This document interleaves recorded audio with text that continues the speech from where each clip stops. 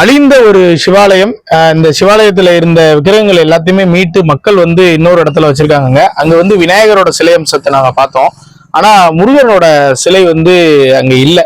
நான் என்ன நினைச்சேன்னா அந்த முருகரோட சிலையை வந்து யாரும் எடுத்துட்டு போயிருப்பாங்க அப்படின்ற மாதிரி நினைச்சேன். ஆனா முருகரோட சிலை வந்து இந்த கோவிலுக்கு பக்கத்திலேயே தாங்க இருக்குது. அந்த சிலையை தான் இப்ப நம்ம பார்க்க போறோம்.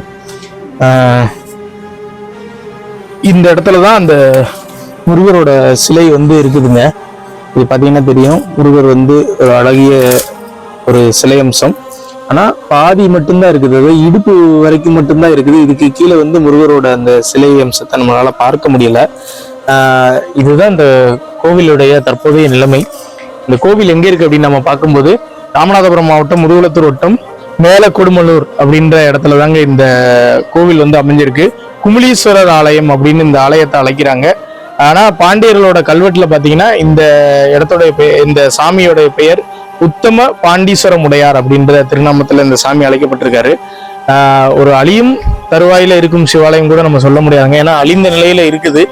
எல்லாமே மண்ணுக்குள்ள இறங்கிருச்சு. இந்த கோவிலை இப்பவும் நினைச்சாலும் நாம வந்து மறுபடியும் வந்து மறுகட்டமைப்பு பண்ண முடியும். அதனால தயவு செஞ்சு இந்த காணொலியை நிறைய பேருக்கு ஷேர் பண்ணி இப்படி ஒரு சிவாலயம் வந்து ராமநாதபுரம் மாவட்டத்துல அழிஞ்சுக்கிட்டு வருது அப்படின்றத வெளியுலகத்துக்கு ஷேர் பண்ணி தெரியப்படுத்துங்க.